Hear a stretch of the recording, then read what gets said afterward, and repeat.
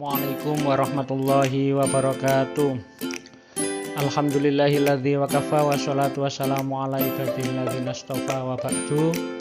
Alhamdulillah, pada kesempatan yang berbahagia ini insya Allah kita masih diberi kesempatan oleh Allah, diberi rahmat, taufik dan hidayahnya, sehingga walaupun dengan bertatap maya kita masih bisa berkomunikasi dalam rangka untuk taklim kita, di mana pada kesempatan yang berbahagia ini Pak Mabrur ingin menyampaikan gambaran tentang materi uji atau bahan-bahan apa saja yang akan diujikan dalam penilaian akhir semester di kelas 7 ini.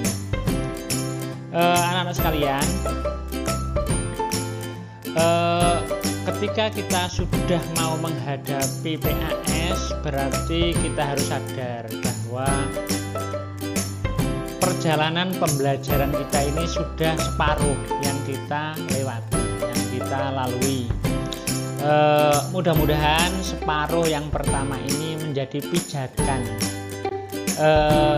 untuk melangkahkan kaki kita melanjutkan pembelajaran di semester berikutnya, sehingga ketika utuh belajar dalam 1 tahun kita mendapatkan ilmu yang lebih banyak lagi, lebih bermanfaat dan menjadi bekal untuk menatap masa depan kita menjadi lebih baik lagi. Anak-anak sekalian yang berbahagia, baiklah, untuk mempersingkat waktu pada kesempatan yang berbahagia ini Pak Mabrur ingin menyampaikan ulasan atau penjelasan tentang apa saja kira-kira materi yang akan dikeluarkan dalam materi ujian nanti. Melalui kisi-kisi ini insya Allah sudah menjadi lebih jelas, menjadi lebih terang. Anak-anak sudah bisa mendapatkan atau memiliki gambaran kira-kira apa saja nanti yang akan dikeluarkan dalam ujian itu. Di sini sudah jelas, di dalam kurung itu ada nomor soal, mulai nomor soal 1 sampai nomor soal 50 nanti ya. Pada soal nomor 1 itu kalian akan diuji tentang seputar masalah akidah, di mana yang ditanyakan adalah pengertian akidah. Kalian tentu tahu bahwa akidah itu ada menurut bahasa, menurut istilah, aspek-aspeknya itu ada tujuan mempelajari akidah, manfaatnya, kemudian ciri orang yang berakidah itu seperti apa, itu juga akan sebagian ditanyakan dalam ujian PAS ini. Nomor 2, kalian diharapkan mampu menganalisis salah satu firman Allah yang ada di materi ujian nanti. Tentu firman Allah yang dimaksud di sini adalah materi firman Allah di seputar masalah akidah Islam. Kemudian menganalisis perilaku manusia. Manusia itu ada yang berakidah, apa yang enggak, ciri-cirinya bagaimana, dan seterusnya itu ada di sini. Kemudian soal nomor 8 itu tentang rukun iman.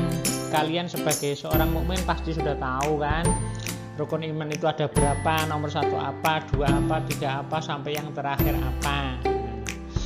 Kemudian dasar-dasar akidah Islam itu apa, ada Al-Quran, ada hadis, ada ini, ada itu, dan seterusnya. Misalnya yang ditanyakan nanti khususnya di nomor 9 ini, dasar akidah Islam yang pertama apa. Tadi sudah disinggung oleh Pak Mabrur, kira-kira tujuan mempelajari akidah Islam itu apa, itu ada di nomor 10 nanti.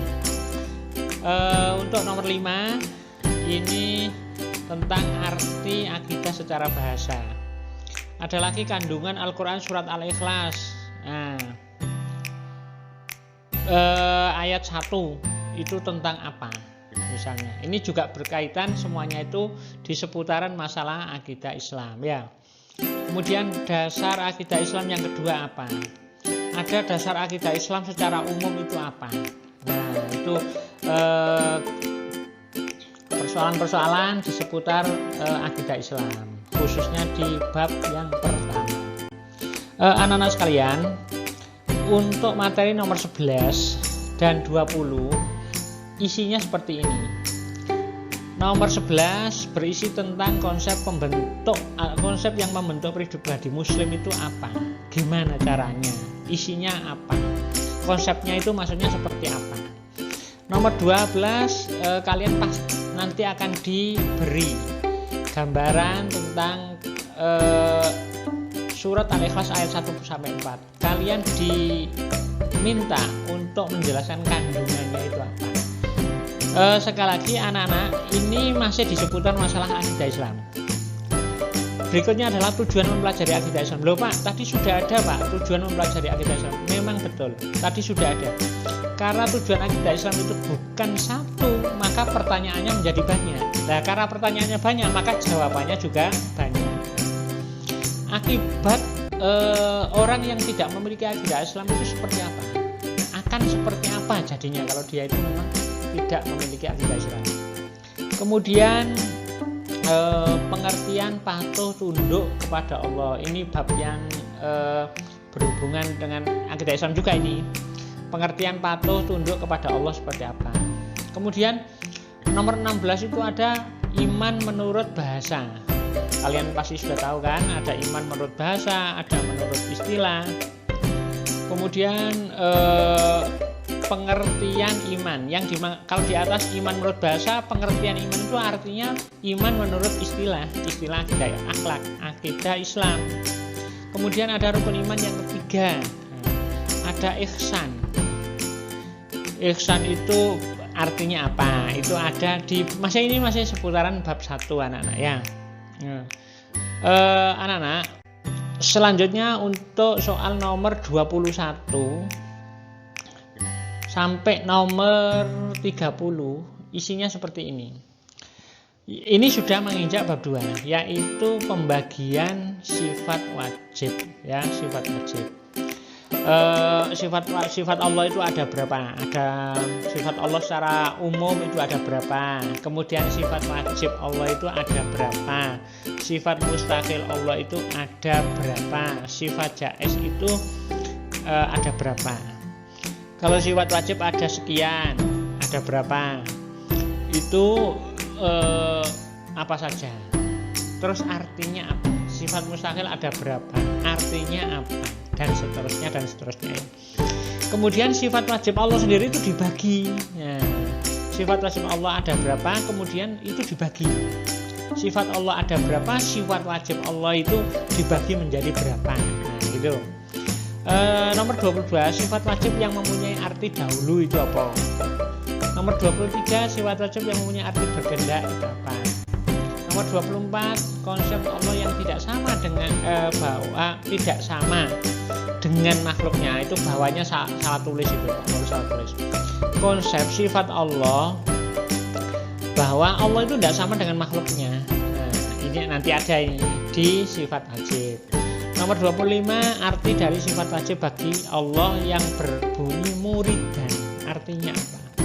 Sifat Allah sifat yang tidak mungkin dimiliki oleh Allah namanya apa? Sifat yang berlawanan dengan sifat wujud itu apa?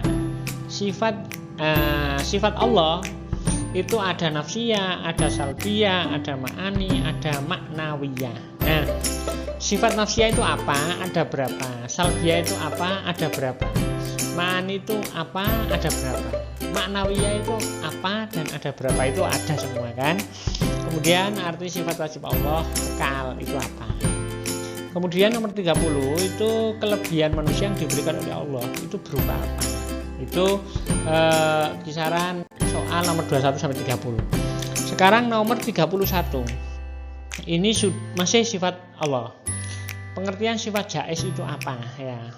Konsep menurut kalian apa nanti? Kemudian nomor 32. 32 itu tentang sebutan bagi orang yang patuh kepada Allah. Kemudian dilanjut dengan pertanyaan pengertian taat. Nah, ini sudah mulai bab 3 ini. tentang taat secara mutlak. Ingat ya, taat itu ada yang mutlak, nggak mutlak. Arti mutlak itu gini loh.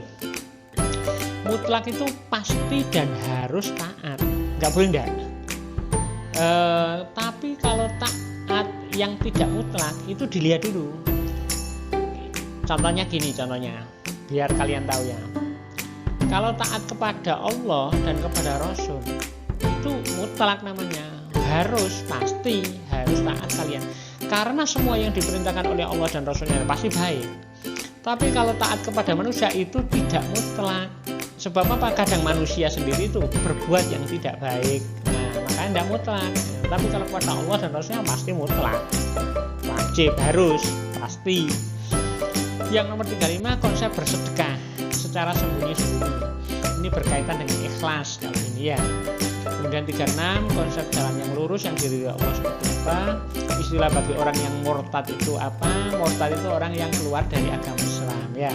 Kemudian pengertian tobat yang bukan termasuk syarat tobat itu apa? Nah, kalian harus tahu syarat tobat itu apa. Nah, kalau yang tidak termasuk syarat tobat itu apa? Itu anak-anak ya. Soal nomor 30 sampai 40. 31 sampai 40.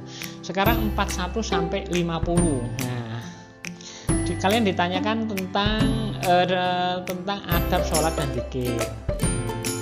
Kemudian pengertian sholat itu apa?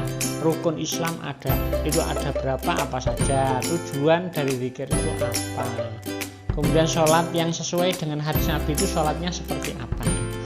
Kecerdasan Nabi Sulaiman ditanyakan di sini nomor 46. Kondisi meninggalnya Nabi Sulaiman kayak apa? Seperti apa? Bagaimana kondisinya? Sesembahan rakyat kerajaan Sabak pada saat itu apa? Menyembah apa maksudnya itu? Nama burung yang diutus Nabi Sulaiman itu namanya burung apa? Dan yang terakhir adalah ayah dari Nabi Sulaiman itu siapa? Saya kira itu anak-anak ya, gambaran soal-soal yang ada di PS yang akan kalian hadapi. Mudah-mudahan ini menjadikan gambaran sehingga bisa memberikan semangat bagi kalian untuk belajar lebih tekun dan bisa mendapatkan nilai yang bagus untuk menapaki langkah selanjutnya di semester 2 ya. Mudah-mudahan ada manfaatnya. Sampai sini Pak Mabrur hanya bisa berharap mudah-mudahan kalian bisa menjawab semua dan menjadi anak yang sukses, soleh dan solihah. Billahi taufiq wal hidayah. Wassalamualaikum warahmatullahi wabarakatuh.